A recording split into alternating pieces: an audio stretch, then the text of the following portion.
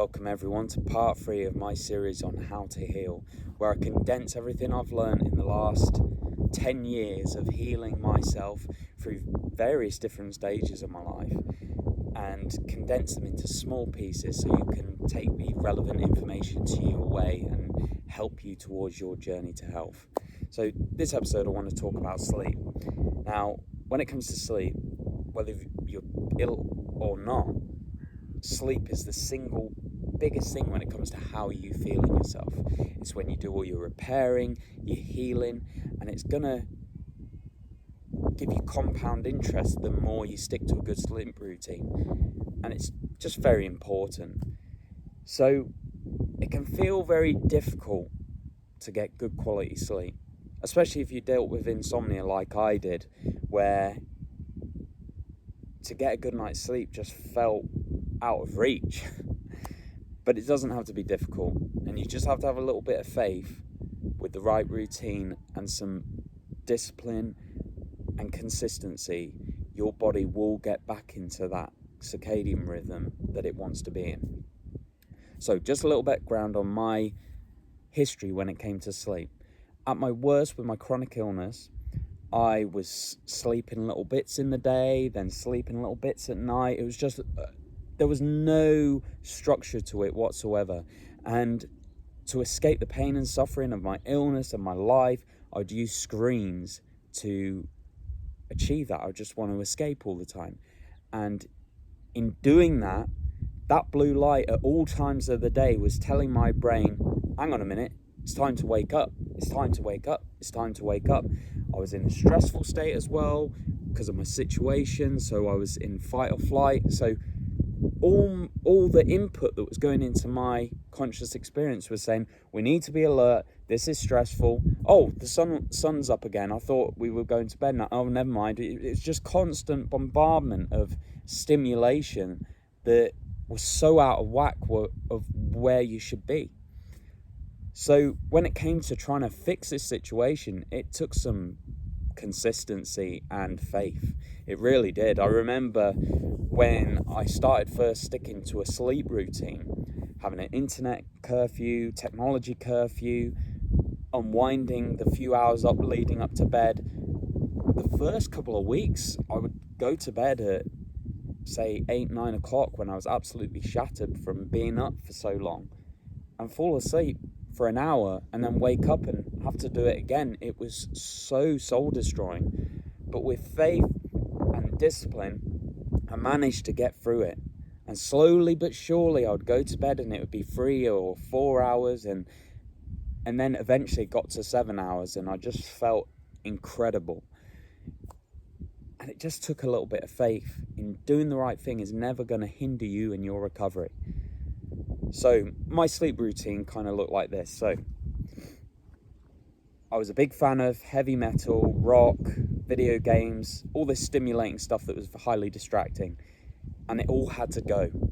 I wanted to calm my body down. I wanted to get into a natural routine when it came to sleep. So during the curfew that I allowed myself from 2 till 4 or 2 till 5, if I did use technology, it would be for say a comedy show or a card game, or just to do a bit of research that I journaled the day before. Whatever it was low stimulating activities, and I would always stop around 4 or 5 o'clock at night, depending on how I felt. I always kind of were a bit dynamic with it. So if I felt a little bit wide, I'd be like, right, let's put that down, let's go and do something a bit less stimulating. So it'd get to my curfew, I'd end computer time, everything would go off by the power button, and I'd have a detox bath where I'd be maybe an hour and a half. After that, I'd get out the bath and I'd just kind of meditate in myself and just check in with how I'm feeling, maybe do a bit of journaling, dry brushing, and then I'd get into bed. And in bed is when I'd have my audiobook time, where I'd listen to things that I found interesting or exciting, or, you know, not particularly exciting, but just interesting, things that grabbed my attention but were relaxing at the same time. I used to have absolutely love audiobooks where it be the author themselves speaking. So, for example, Sean Stevenson, he would talk about everything to do with sleep and all the studying he's done, and he'd be the one reading the book. I used to enjoy, say, Christopher Hitchens, where he was reading the book. Just, I found it so much more easy to listen to when it's the person speaking that has wrote the actual book. And I'd just not be so attached to, I need to go to sleep, I need to go to sleep. It'd just be like, I'm resting. If I sleep, I sleep. If I don't, I don't. I really disattach from needing to sleep and just doing the right thing.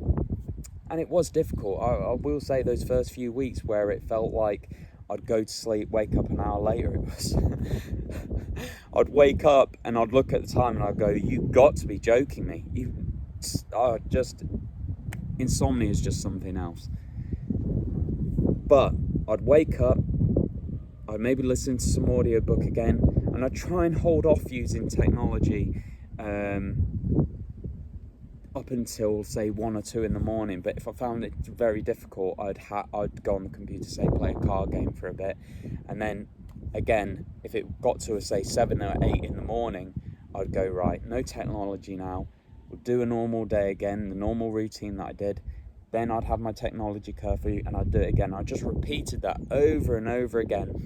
And within a couple of months, my insomnia subsided. And when the good quality sleep was kicking in, that's when the real healing was commencing. And I'd just wake up and I'd go, hang on a minute, I don't feel as bad today. I'm not having pains in my muscles or my joints, and I don't feel as brain fog. And it just snowballed from that moment on. And it's something that I've never really stopped doing, because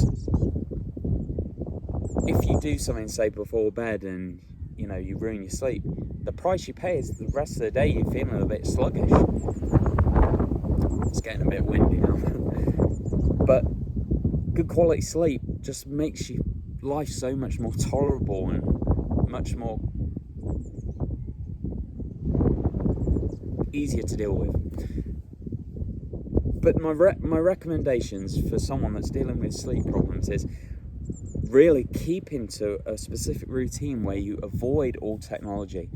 I know it's a bit controversial, but I also think EMFs may or may not play a part in disturbances in sleep. So if you sleep and you have a router in your room or technology and you don't turn it off by the switch, I'd recommend doing it.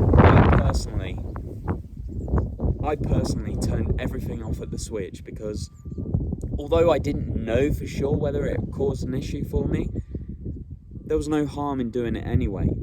So I'd recommend this. That's something to think about. And Sean Stevenson, his book is a great place to start when it comes to learning about sleep and the natural rhythms that we're supposed to be in. And really, it's as simple as that. It's hard to put into practice, it's hard to be disciplined, it's hard to have consistency, but that's what it takes. And once you get that good quality sleep, you'll be so glad you did it.